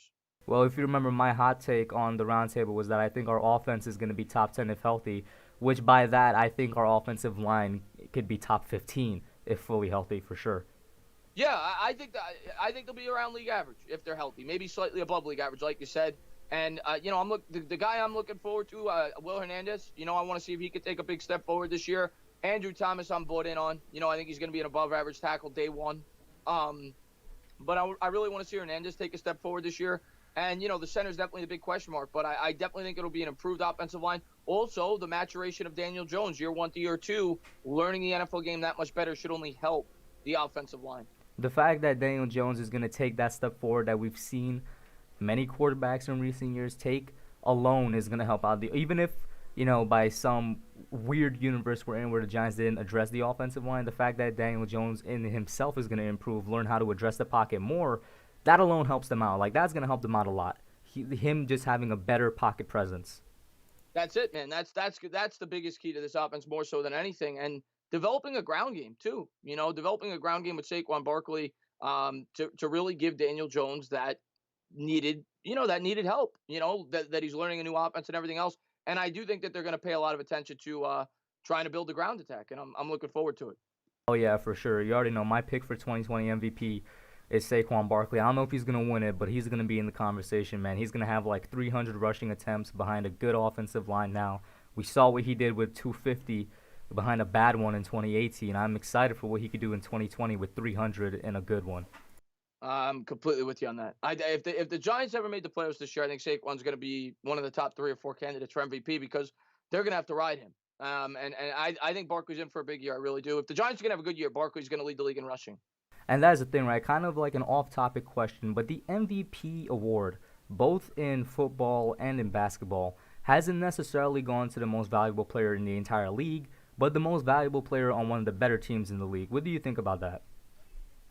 Yeah, I mean, I get the argument on both sides, but if you're going to make it the best player, you should rename the award because, the argument people will always have is, that like let's Odell Beckham, for example, when he was with the Giants, he was great, right? And he had some unbelievable years, but the team won 3 or 4 games. So the argument will always be, well, how valuable is he? They're going to win. They could have won 3 games without him. So I do get the argument on both sides. But I think it'll always be that way, and it's always going to be a bias towards the quarterback when it comes to the MVP award, just because it's the most important position. It's the position that handles the ball more than any other position. It's the position that influences the game more so than any other position. But if there is a running back that could win it, I would think it'd be Saquon Barkley. For sure. I mean, another bold thing. I really do think Saquon could have like 3,000 scrimmage yards next year. I don't know. I feel like he can make that. That's really bold. I'm not going that far. I will say that. Like, I feel like he's going to get at least like 1,700 rushing, add on maybe like 700 receiving. Yeah, it's not directly 3,000, but it's getting pretty damn close to it. 2,500. I could see that as a possibility. I'll agree with you there. I got him more around the 2,200 range, but I could see 2,500. And Royal Money in the chat says people are sleeping on the great special team play. We got Corey Coleman, etc. Listen, Corey Coleman's not really a factor in the special teams, but the special teams in general is going to be an amazing part of this team because for the past 2 years, special teams has been the better part out of all three parts of the football that the Giants have had. We kept on Thomas McGahee, our special teams coach, which I loved. In my opinion, he's probably one of the best special teams coach in the league. And then now Joe Judge, obviously a guy that knows a lot about special teams, brought in Nate Ebner. We got a new long snapper, which I've been preaching for and I've talked about when we got it. That's going to help out Aldrick Rosas. Rosas had to step back last year because our previous long snapper, the legend, he is a legend, but he had a terrible year last year, and that affected Rosas. The special teams is going to be great this year. Yeah, I mean, I completely agree with Royal Money on that. I think the special teams this year should be definitely top 6 or 7 in the league. And we had a really good punter last year with Dixon. He got way too much practice. I say that all the time. But you bring back Cody Core, who, I call the games every week, and Cody Core always stands out. I'm always mentioning his name. He just downed another ball on the 2-yard line. So Cody Core was terrific on punt coverage last year. You mentioned Nate Ebner. He's known as a guy that's great on special teams. I think he even blocked a punt last year, if I'm not mistaken. Mm-hmm. They brought in some guys that are known to be really strong special teams guys, not to mention Joe Judge, in my opinion, the last 2 rounds of this draft this year, I think drafted to beef up that special teams unit. I think a lot of those linebackers he brought in, you're going to see them on the special teams. I do think that they're going to pay a lot of attention to the special teams. And Casey Kreider, I think that's his name, the long snapper, will also have an effect. So I agree. I think the special teams this year, the Giants are going to have a lot of hidden yardage that doesn't show up in the box score. I agree with that. And Dylan Renner says, don't sleep around wide receivers coach either, best in the league. I agree with that. I firmly believe we have the best wide receivers coach in the league. He's the same guy that made Odell who he was when he stepped in, and he's the same guy that gave the Giants a serviceable wide receiving core last year when we had guys on the 4th string playing out there with Eli and stuff like that. Our wide receivers coach, best in the league in my opinion, and like we said, the coaching staff in general is just stacked. Yeah, Tolbert, that's his name, right? Yeah, Tyke Tolbert. Yeah, Darius Slayton, the book on him coming in, he had way too many drops at college, wasn't a good route runner. I mean, he deserves a ton of credit for what I don't think any of us thought Slayton, from what we heard before he was drafted, would be as finished of a product. And not that I'm saying he's a finished product, but as far along as he is. And Tolbert deserves a lot of credit for that. Yeah, I completely agree with that. And that's the thing, too. Last year, what really got my channel off the ground was covering OTAs. And one of the main topics of OTAs was Tyke Tolbert and Darius Slayton. And you could see the gradual improvement that Slayton was making in OTAs. And by the time he got to training camp, he was already a starting caliber receiver. And I'm just like, this guy, man, he's amazing at what he does, Tolbert. I remember the same thing you're talking about. When I was covering the OTAs, I think it was a rainy day, like the first practice, second practice, and everybody was saying how bad Slayton was playing, dropping the balls a lot, things like that. And like you said, as it went along, you started to hear how well he was playing. So that's a great point you bring up. Mm-hmm. And then moving on to the next topic, I want to talk about very recent news, as of right now, just a couple hours ago. Nick Williams, the newest coach on our coaching staff, but what is he coming on to do? It's a very confusing thing, right? You want to talk a little bit about that? Yeah. To me, the coolest thing about this story is Joe Judge coached him. Mm-hmm. And Joe Judge is only 38 years old, and he coached this guy, almost 10 years ago while he was at Alabama. So Judge was like 28, coaching this guy when he was 18, 19. He's very young, obviously. He's probably like right around 30 years old, 28, 29, 30 years old. But his dad actually coached at Alabama as well, was a wide receivers coach at his last 2 stops, and did a good job apparently. And now he's taken over as the offensive quality control coach, which was already occupied by somebody else. I mentioned that in my video today. So I don't know what they're going to do there. I don't know if they're going to give him another role or they're just going to have 2 offensive quality control coaches. But it's just another connection to Joe Judge. It's the 6th guy that is connected to Alabama that's on this staff now, that being Joe Judge, Burton Burns, Amos Jones, a couple other guys. I can't remember off the top of my head. But, so it's just another guy that has a lot of familiarity with the coaching staff. I agree with you. The thing I'm confused about, and it is an interesting story, this is the youngest guy on our coaching staff now, I'm pretty sure, right? And coached by Judge, he kind of it's kind of funny to me for some reason, and my mind goes to these places when stuff like this happen. I'm like, yo, can you imagine 10 years from now that Nick Williams becomes an NFL head coach and he had his start with the Giants and Joe Judge? That would be amazing. Story, I don't know why I thought about that, but that would be pretty amazing. But I agree with you. What is he coming on to do? It's like, because you cannot have 2 offensive quality control guys, can you? I don't know. I honestly don't know. It's a great question, and Ben in my Discord actually brought that up, and I don't know. But you know what? I did some research because I didn't know the exact details of what an offensive quality control coach is at the NFL level. But basically, what he does is he scouts out the opponents 2-3 weeks in advance, gives the offensive coordinator the data necessary. The game day week. So he's kind of like almost like a scout for the future opponents in the NFL. So that's basically what he is. It's kind of like an entry-level job to work your way up the NFL scale. So it's definitely a good opportunity for him. But yeah, I don't know what they're going to do in terms of whether they're going to have 2 or they're gonna give the other guy a different role. I don't know. Well, do we have a defensive quality control coach? Maybe he could hop onto that end. I don't know, man. But because what else would he come on as? His college career, I think he was working with wide receivers, if I'm not wrong, right? Yeah, he was a wide receivers coach at his last 2 stops, and he did a really good job. He had some of the best, I think, several all-conference players at both locations, and he's a former wide receiver himself.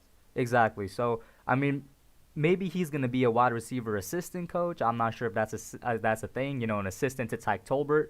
Obviously, the fact that I really do think this is a Joe Judge hire through and through. Maybe Judge hired him to be his assistant.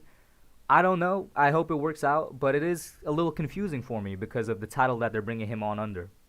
Yeah, I mean, it's obviously a strong connection, Alabama, right? Yeah.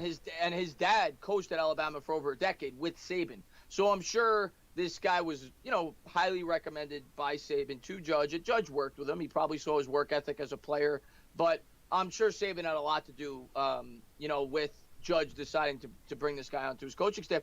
And I don't know if he's the youngest. It's either him. I can't remember the guy's name. They hired a guy from Marshall.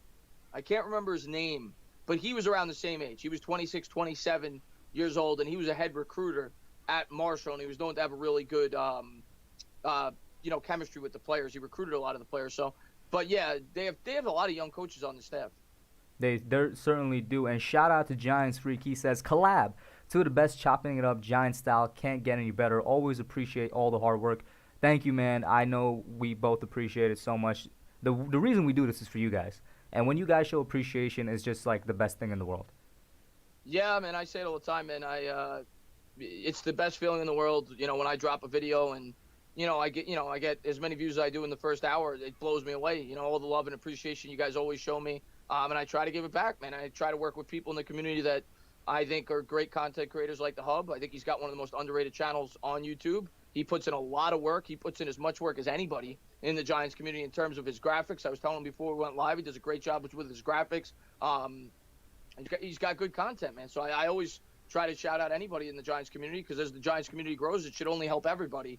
And that's always been my mindset on YouTube. I try to help everybody as much as myself because I think that's what Giants fans want to see. They want to see Giants fans communicating with other Giants fans talking about the team. And that's it at the end of the day. We're all part of the same Big Blue Wrecking Crew, ride or die till the day. And thank you so much for the comment on the graphics and the vids, man. It does mean a lot. The Earl14 says, we don't want to burn Saquon out. I wish they used one of those 7th-round picks for a running back. I agree with you about the late-round picks being used for special teams, talking about what you said, Chris. I agree. I don't want to burn Saquon out, and this is going to be another weird thing. A kind of devil's advocate here. At the same time, we used the 2nd overall pick on him. We're going to have to burn him out eventually and run him into the ground. What do you think about that? Yeah, I mean, I completely get that. I was very outspoken about Dylan. I thought that he should have been, a guy that I would have liked if we could get him in the 5th or 6th round. But yeah, I kind of wanted a guy that could take the load off of Saquon. I think Saquon's going to get a lot of touches this year. But at the end of the day, if you draft the guy number 2 overall, you're not drafting him to baby him. Exactly. You know what I'm saying? And I think he's going to get a lot of touches. But I'm hoping. That's one thing I've said. I'm hoping they use the backups a little bit more this year than they have in the past, and they could. A lot of my subscribers have brought up the fact that Joe Judge coming from the Patriots, they're a team that traditionally likes to use all the running backs in different aspects. So maybe they will use Dion Lewis a little bit more than we think, Javon Leak a little bit more than we think, Gallman.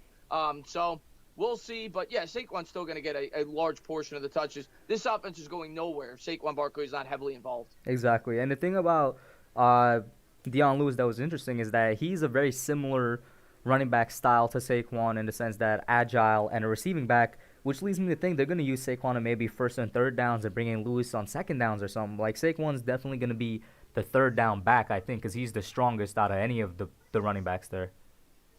Saquon's, in my opinion, they don't really have a traditional 3rd round back unless they believe in Gallman, I guess, but they have not shown that they believe in him yet. That's for sure since his 2nd year in the NFL, since they got Saquon Barkley. So we'll see. What do you think is going to happen with Gallman? You think he's going to be off the team? I don't know. It's going to depend on how many running backs they go with. They're obviously going to roster. Why does his name escape me right now? The fullback. Elijah Penny. Yeah, Penny. He's going to be on the roster. Barkley's going to be on the roster. Lewis will definitely be on the roster, and then it'll come down to whether or not they go with 4 or 5 running backs. If they go with 4, it'll be between Gallman and Leak. And Gallman's got to prove himself. Joe Judge has no attachment to him. Dave Gettleman has no attachment to him. So Gallman has to prove himself this year. He's definitely in a fight for his life. Gallman, the biggest thing he has to improve on, just like DJ, is fumbling. Gallman fumbles way too much, considering the fact that he doesn't even get the ball that much. And that's a problem he needs to improve on. Yeah, I think I don't have the numbers in front of me, but I think he's had 12 fumbles, in limited carries throughout his career. It's I think look at Barkley. Barkley's only put the ball on the ground once. Exactly. And one thing I hope, oh my God, I hope that one injury is the only injury Saquon ever has in his entire career. Because he came back, and when he came back, it was terrible. It was like watching a third string running back out there. You talk about the Jets game where the guy had 1 yard for the entire game. It was absolutely disgusting to look at. Barkley came back too early. I think we all knew it last year as fans, as content creators. They shouldn't have. I get why he wants to come back. He's a competitor, and he wants to be there for his teammates. But in my opinion, the Giants should have held him out at least a couple more weeks. And hopefully the Giants learned their lesson, because now you heard Barkley even said that he almost re-aggravated the injury against the Cardinals. It was not the wisest decision. And sometimes you got to be smart. I love that he's a competitor. He wants to be out there, but it was not the wisest decision by him last year. Exactly. And I'm glad that he recognized, he's probably, he's an uber competitor, one of the most competitive guys in the entire league. I'm glad that he recognized it was probably a stupid decision. Can you imagine what would happen? He re-aggravated that injury, and he's probably out for like a year or something. It would have been terrible. Oh, Gettleman would be getting killed. The New York Giants would be getting killed. So they dodged a bullet there. He shouldn't have been on the football field. And thank you, NYG31 and Dylan Renner. Hub has the best content, and Hub, Kid Blue, OGR, 3 Musketeers that deserve more recognition. I agree with that, but then do not count out my boy Chris here. He is considered the best because he is quite frankly the best. Does a lot more work than really any other YouTuber that I know. He puts in a lot of work into his content, does a lot of research. I mean, the guy certainly had a bit more creative on coming up with topics than I am when it comes to this news drought that we have. So make sure, if you guys somehow, some way are not sub to the Entertainah, go over there, sub him up, and follow his Twitter. Once again, help this man get his Twitter account off the ground. All right, we gotta make that a goal. I appreciate that, Hub, man.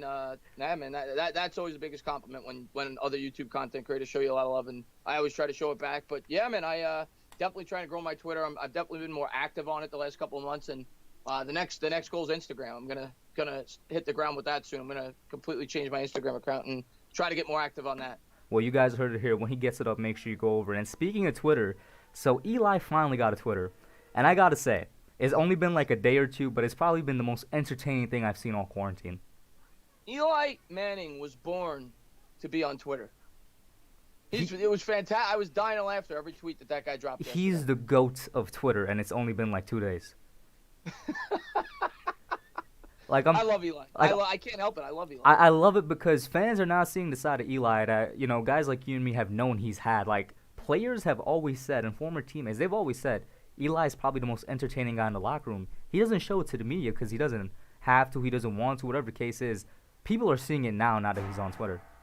Yeah, no, that was hysterical. That was more entertaining probably than the golf match itself. Watching what Eli had to say on Twitter yesterday. Oh, for sure. And the comments, I mean, I'm one of the guys that was commenting this. There's kind of been a meme going around, right? I'm not sure if you know about it. It's the "he don't miss" meme, and it's an old one. It's like from 2016, back when Steph Curry was lighting up the NBA, and he essentially didn't miss a shot that he took. So people made a meme out of it, and basically anything that Curry did, they were saying, "Oh my God, he doesn't miss, even though he's not shooting a basketball." It's making a resurgence, and now it's on Eli Manning. Every tweet that he does, you go into the comments, there's a "he don't miss" meme, and they're photoshopping Eli's face over Curry. And then there's the famous Allen Iverson pic where he made the shot. I saw that. Yeah, I saw that where he with Tyronn Lue. Exactly, and he's stepping over Tom Brady and all that, and I'm like, it's coming back, and I'm one of the guys that comments he don't miss. Every tweet that Eli does is a complete hit and complete entertainment. So I'm like, all right, yep, he don't miss. I got to start doing that myself then. I got to show Eli some support. Exactly, and like I found it crazy because it like got it to absolute firestorm within like a couple hours of Eli getting his Twitter account, right? So like you go into the comments now and people not even typing the entire sentence. You got one guy typing "he" in caps, and the next reply is "don't," and the next reply is "miss," and all of them have like hundreds of likes each. And I'm like, all right, we're supporting Eli. I like it. Yeah, Eli's got. I when he first joined Twitter, I heard about it. I was one of his first followers. I think he had like 2,000 when I joined him. Now he's got like almost half a million, a quarter of a million, 300,000. I think he's got now in like a day. And that's like what? That's one of the most of any NFL. Well, he's not an NFL player anymore, but it's like one of the most of any NFL personality. Yeah, matter of fact, I'm gonna look it up right now. I'm curious to see how many followers Eli Manning has. He's got to the minute. He's got. Let's see, where is he? There he is. Come on, Eli. He's and got LA Garola with 283,000. Yeah, he's gonna hit like. I expect him to hit 500K by the end of the year. And LA Garola with the $15 super chat. Thank you so much, man. Talking about what we were just talking about. Has everybody followed the GOAT number 10 on Twitter? We've been hearing for years from teammates, and we should have expected that considering how funny his brother is, that Eli is hilarious. Exactly. Yeah. This is not a surprise. Yeah, L.A. Grohl is the man. Thanks for popping in, man. But, yeah, I mean, Eli Manning is always had that, that he just kind of was politically correct, and he was a leader. He didn't want to, he knew how to handle the media in New York, but he was always that friendly guy, and I'm glad he's getting his props now after retirement. He kind of, the fan base was divided. You had a lot of fans that kind of, I don't know if hate's the right word, but couldn't stand the sight of Eli Manning anymore. And you had a lot of fans that still remembered the great things and loved him. I wouldn't say it was hate, but people they just got tired and sick of him. I definitely wasn't. Eli's my favorite player of all time. Top Giant, top NFL player of all time. It was an honor. I was at the last game he played, that Dolphins game. It was an absolute experience to be in the crowd where everybody stood up and appreciated Eli, gave him the standing ovation. It was really something beautiful. And this Twitter thing, for what it's worth, it's not only is it entertaining us, but people are liking him again, if that makes any sense. Yeah, he's like America's hero now. Exactly. And Ella Garola with the $2 super chat, he says, when are we gonna hear you on the Fist Scream again, Chris? Be on there. I gotta reach out to Fisk. I'll text him. I'll be on there soon. I try to hop around and pop on every Giants guys channel, but definitely throughout the season, I'll when there's a lot more to talk about, I'll definitely work with Fisk more. And Giants Freak, this is something I was going to ask you. He says, Eli would crush it in the booth. He doesn't need the money, but I can see him stealing the show. There's someone sign him to the booth. I don't know if he's going to go to the booth, but I really think he's going to be entertaining in there. I would love to see him in the booth, man. That'd be great. Him and could you imagine him and his brother in the booth together? Oh, that would be. First of all, before I see that, I need to see another Manning brother commercial. I don't care what it is. It's been too long since we had an Eli and Peyton commercial. Those were like the highlight. The Sports Center one is my favorite, where they're like touring the facility and they're like fighting behind Archie. That's like one of my most favorite ones. Oh, when Eli like kicks him in the butt and everything? Yeah. And they're giving each other the wet willies. I got to see another Peyton and Eli commercial, man. It's been too long. Yeah, they're definitely probably my favorite brother duo in the history of sports. For real. And I mean, what I would do for like Fox or one of these primetime channels to sign him, I would tell you what is going to be an improvement over what we had with Jason Wynn a couple years ago. And isn't like Chris Collinsworth and stuff is retiring? That the old duo is retiring, man. Forget Drew Brees, get Eli and Peyton in there. Peyton, I love Eli. Peyton would be unbelievable. Like people love Tony Romo, and Tony Romo's great. Peyton Manning Payne would would be that be like times 10. times 10. Peyton Manning would be like the greatest guy in the booth ever, in my opinion. He's got the personality. He's the smartest guy to ever play the position, at least since I've been watching the sport, in my opinion. He would be incredible in the booth. And I agree with you on that smartest guy thing. People forget Peyton was essentially the one that revolutionized the quarterback position with like studying film and whatnot. Am I correct? I No, could be wrong at that, but I'm pretty sure Peyton was like the first one that really took it, to another level. Peyton Manning to me is it's not even close. I say it all the time, and a lot of people disagree with me because he doesn't have the rings. I think Peyton Manning's the greatest quarterback ever. I think he changed the game. I think he was incredible. How smart he was. He didn't win as many Super Bowls as Joe Montana or Tom Brady, which is what a lot of people's ultimate factor is, and I get that, and that's fair. But what Peyton Manning was able to do, he was basically the head coach of that football team. He was incredible and he did it with two different teams too. No, I completely agree with you. I mean, I honestly don't know who my number one is, but I'll tell you my number two is the Sheriff and Tom Brady. Those two guys are right up there. It's like a 1A, 1B situation for me. I can't really decide. I will admit, though, recency bias has definitely taken over a little bit in my head as Brady has not retired yet and Peyton has been retired for 5 years, but he's up there for my 1A, 1B as the greatest quarterback of all time. Yeah, he was incredible. Watching those two go at it for years was a lot of fun. And, isn't it so interesting that you had the Peyton Manning and Tom Brady rivalry, which was one of the best quarterback rivalries we'll ever get. And then you kind of had like a mini rivalry between Eli and Brady, and the Manning single-handedly prevented, like 10 Super Bowls from going to the Patriots? Yeah, probably, yeah. The Colts knocked him out a couple of times.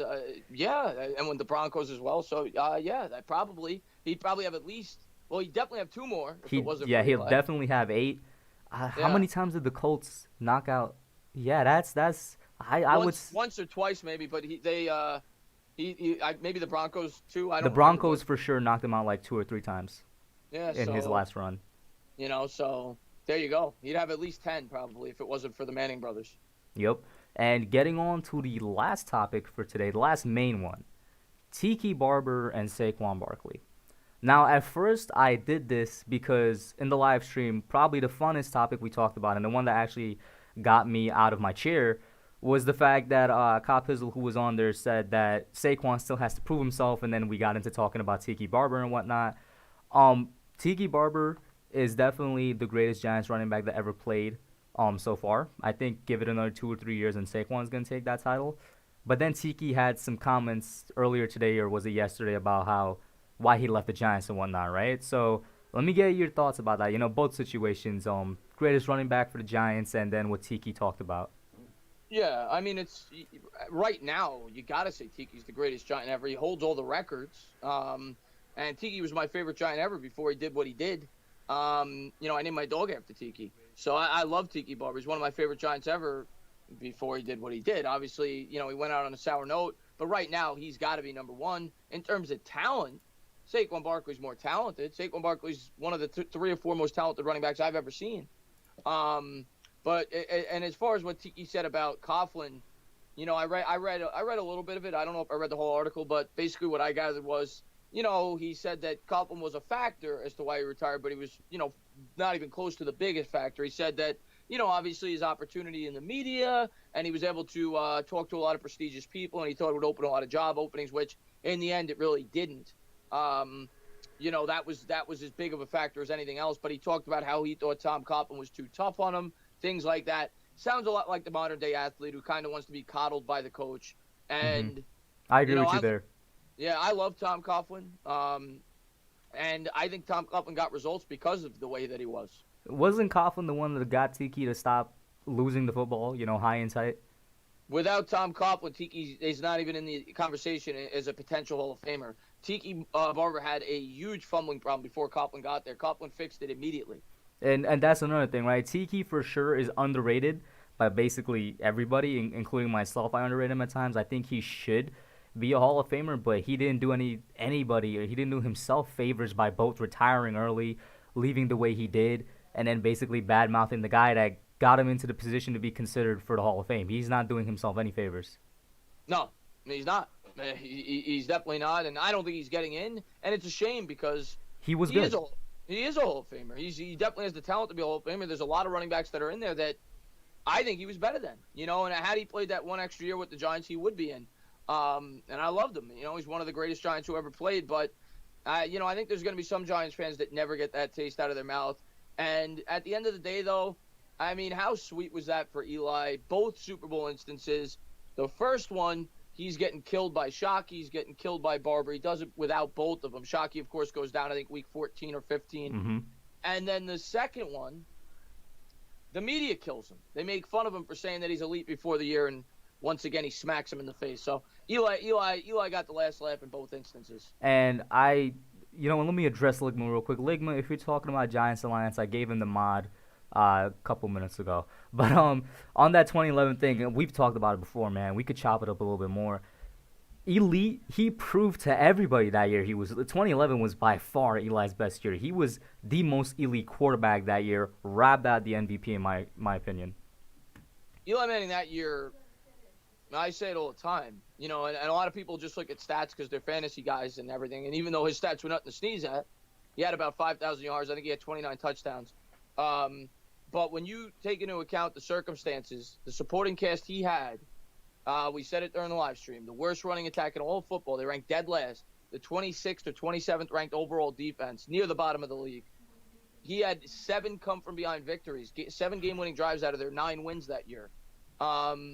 Eli Manning that year was an MVP. We were talking about earlier, when you talk about a most valuable player, there was nobody more valuable to their team that year than Eli Manning. That team on paper, I would challenge anybody to look back over the course of history and find me a team that had the worst ranked running offense and one of the bottom 5 or 6 ranked defenses for a regular season and won 9 games. It's going to be hard to find it.